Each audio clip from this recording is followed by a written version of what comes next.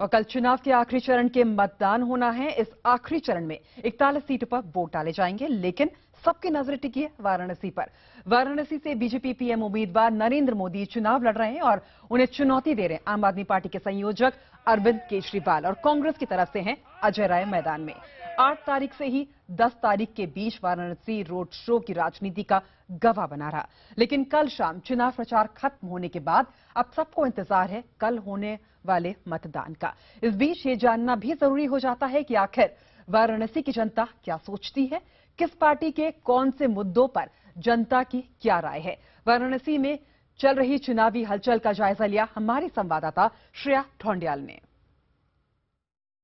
ये बताइए, जिस तरह का माहौल देखा बनारस में, कैंपेनिंग तो खत्म हो गई, लेकिन जिस तरह का माहौल देखा, चुनावी माहौल, उससे आप खुश हैं, सेटिस्फाइड हैं कि जिस तरह के कैंडिडेट्स आए हैं वो ठीक ठाक हैं, जिस तरह की डिबेट हुई ठीक ठाक हुई? तो बहुत खुश है अपने कैंडिडेट से। मैं मोदी ये देखने से मालूम होता है मोदी 272 प्लस हो गया, और वो जो है symbol of the India and symbol of the Banaras Modi is. अच्छा, और आपके मित्र हैं यहाँ पे, वो तो इस बात से अग्री नहीं करते? यहाँ काशी की एक राय अजय राय, अजय राय। बनारस अपने एमपी के लिए वोट कर रहा है या पीएम के लिए वोट कर रहा है? आखिरकार आपको एमपी भी तो ऐसा चाहिए जो आपके क्षेत्र के लिए काम करे। नहीं, मैन ऑफ द टूर्नामेंट है, उनके अंदर सब कुछ है, और वो एक अच्छे एमपी हैं और एक अच्छे हमारे प्राइम मिनिस्टर बनेंगे। डिबेट जिस तरह की देखी, क्या लगता है? एक उन्माद है इस शहर में, एक अलग तरह का उन्माद देखने को मिल रहा है। मैं पला बड़ा हूँ यहाँ हूँ, अरे 20-25 साल से बनारस में नहीं, लेकिन काशी में ये एक उन्माद है कि ये काशी देश का एक प्रधानमंत्री चुनने जा रहा है। लेकिन बनारस में कहा जाता है ताना बाना, हिंदू मुस्लिम गंगा जमनी कल्चर जिसकी बारे में बात की जाती है, लगता है ये इलेक्शन बहुत पोलराइज हो गया है? नहीं, ये इलेक्शन पोलराइज नहीं हुआ है। इस इलेक्शन में अरविंद केजरीवाल ने अपने विचारों को लोगों के बीच में रखने के साथ साथ पूरा का पूरा ध्यान केंद्रित किया माइनॉरिटी का वोट लेने के लिए।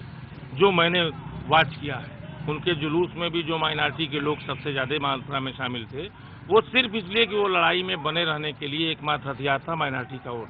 क्योंकि मैंने 77 से लेकर आज तक का चुनाव देखा है, बनारस की माइनॉरिटी हमेशा अपने वोट का फैसला चुनाव के एक दिन पहले रात को करती है। केजरीवाल के बारे में आपका क्या कहना है? हमारे अतिथि हैं, हम चाहेंगे उनकी जमानत जब्त न जीतने हो। वाला कैंडिडेट है तो उनके बारे में हम क्या बताएं? हम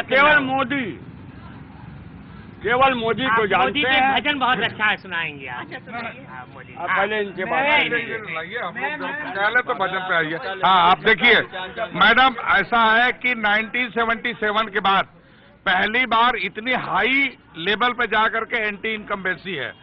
1977 के इलेक्शन में 5.5% वोट में इंक्रीज हुआ था, और 2014 में यह 10% से ऊपर इंक्रीज जा रहा है वोटिंग पैटर्न में। यह क्यों है? ये पहली बार ऐसा हो रहा है 77 से के बाद से, यानी आप जब 80 से लेंगी तो 2014 तक, कि there is a 2 party election, 2 candidate election. There is a 2 party BJP and Congress. There is a 2 prime ministerial candidate, Narendra Modi and Rahul Gandhi. And people, they are anti Sonia Gandhi, anti Rahul Gandhi, anti Congress.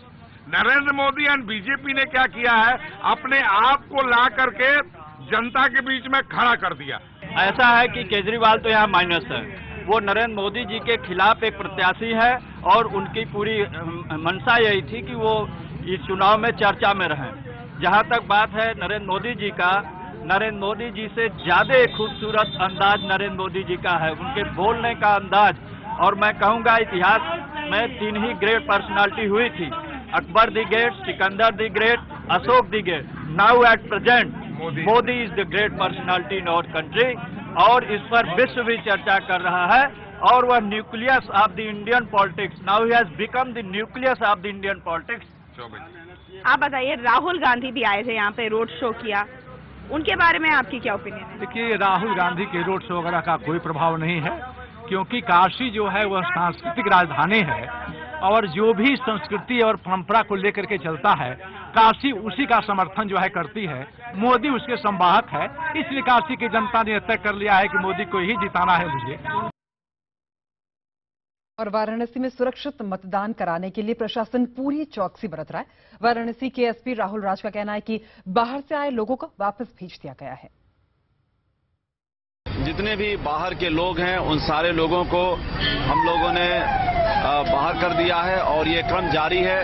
हमारे पूरे नगर क्षेत्र में 22 barrier बने हुए हैं, जो कि 2 barrier अंतर जनपदी जनपद 2 जनपदों की सीमा पर है और 20 बैरियर जनपद के अंतः जनपदी हैं, जनपद के अंदर बने हुए हैं, जिन पर लगातार हम चेकिंग करवा रहे हैं।